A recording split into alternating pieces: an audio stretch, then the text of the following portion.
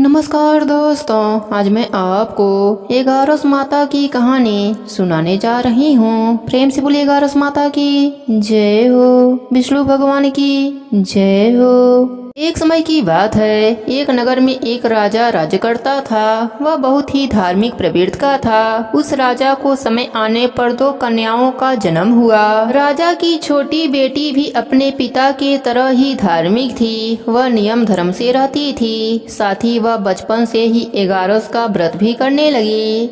एगारस माता की कृपा से राजा की छोटी बेटी लोकप्रिय हो गई। उसकी हर तरफ प्रशंसा होती रहती थी। यह सब देखकर राजा की बड़ी बेटी को बड़ा ही ईर्ष्या होता था। वह अपने बहन से जलती रहती थी। एक बार की बात है, पड़ोसी राजा का बेटा बड़ी बेटी को देखने आया, लेकिन उसे बड़ी बेटी की जगह छोटी बेटी पसंद आ गई। अब तो बड़ी बहन अपनी छोटी बहन से और भी अधिक जलने लगी। बड़ी बहन अपने छोटी बहन को मारने के नए नए तरीके अपनाती है। एक बार खाना में जहर मिलाकर उसे खिलाने की कोशिश करती है।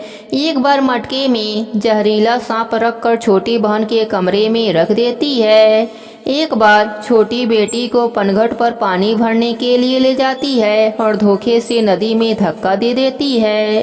हर बार एगारस माता उसे बचा लेती हैं, क्योंकि वह एगारस माता का व्रत किया करती थी। बड़ी बहन बहुत परेशान हो गई कि यह तो किसी भी तरह से नहीं मरती। एक दिन बड़ी बहन छोटी बहन से पूछा, मेरी प्यारी बहन, भगवान ने हम सब की मृत्यु किसी न किसी तरह से लिखी है। क्या तुम्हें पता है तुम्हारी मृत्यु कैसे होगी? छोटी बहन बहुत ही सीधी साधी थी। वह बोली, मेरी मृत्यु मेरे पालतू तोते के गले में जो हार है उसी में अटकी हुई है। यदि कोई मेरे तोते को मारकर वह हार पहन ले तो मैं मूर्छित हो जाऊंगी, और फिर उस हार को उतारकर कोई रख दे तो मैं जीवित हो जाऊंगी। उस रात छोटी बहन अपने पिता के पास गई और बोली, पिताजी, मुझे शक है। यदि मैं मर जाऊं तो आप मुझे जलाना मत। आप मुझे हमारे पुराने महल के कुएं के पास झोपड़ी बनवाकर खाट पर सुला देना। राजा बोला, बेटी, तुम ऐसा क्यों बोल रही हो? 3 दिन बाद तो तुम्हारी शादी है। तब छोटी बेटी बोली, पिताजी, समय का कोई भरोसा नहीं। इस तरह शादी वाला दिन भी आ गया। उस दिन बड़ी बहन छोटी बहन के पालतू तोते को ढूंढती है, पर वह उसे कहीं नहीं मिलता।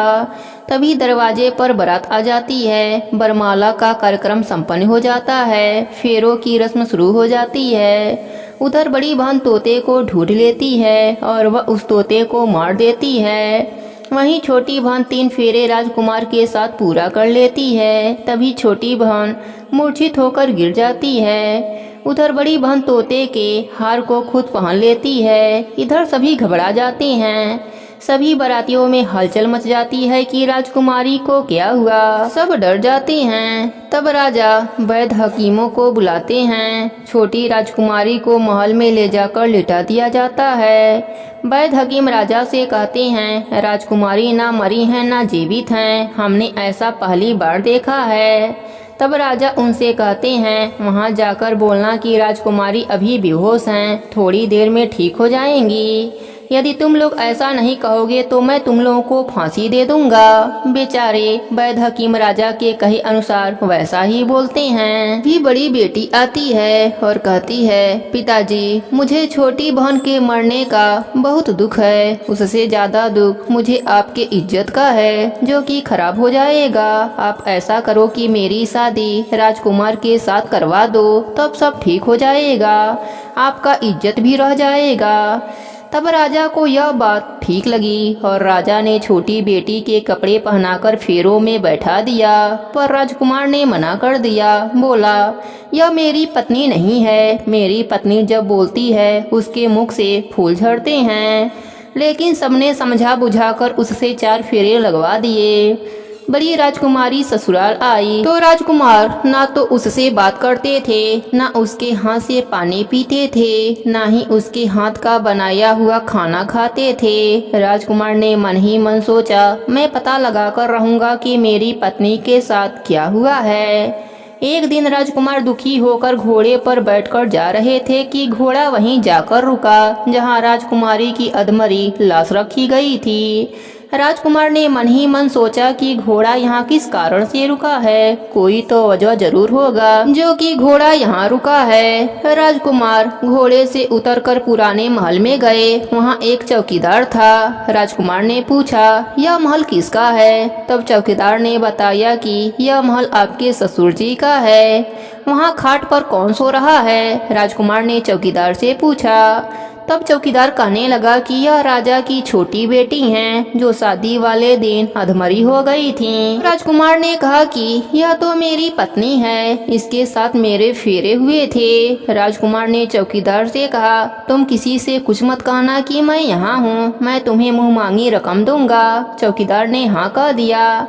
राजकुमार खाट के पास गया और बचे हुए फेरे खाट के साथ ले लिया। राजकुमार उस दिन वहीं पर रहा। छोटी राजकुमारी रात को खड़ी हो गई। उसने अपने पास अपने पति को देखा तो वह बहुत रोई। राजकुमार ने पूछा, बड़ी अजीब बात है, तुम शादी वाले दिन मूर्छित कैसे हो गई थी? तुम्हारे पिताजी ने मेरी शादी तुम्हारी बड़ी बहन से करवा दिया, पर मैंने उसे स्वीकार ही नहीं किया है। तुम मुझे पूरी बात बताओ, तुम दिन भर मूर्छित कैसे रहती हो? इस टाइम उठ कैसे गई? इसका भी राज बताओ। राजकुमारी ने अपने पति को तोते और हार वाली सारी बात बताई और यह भी बताया कि यह बात मैंने अपने बड़ी बहन को बताया था। एक दिन उसने मुझसे मेरे मृत्यु का उपाय पूछा, तब मैंने उसे पूरी बात बताई थी। मेरी बड़ी बहन मुझसे बहुत ईर्ष्या करती है।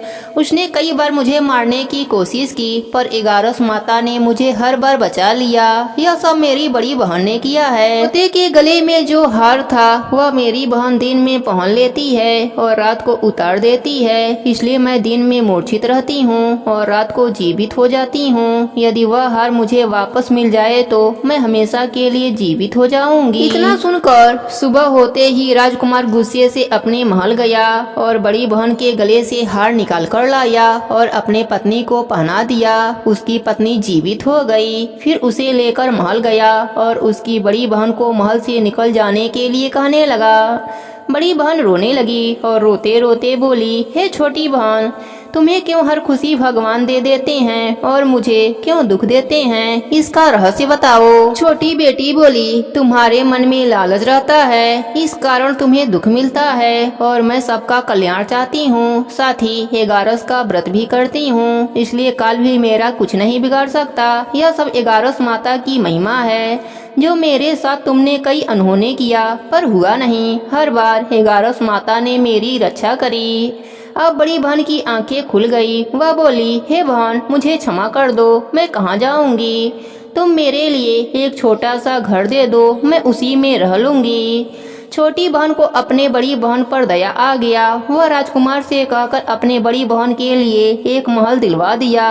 बड़ी बहन उसी में रहने लगी।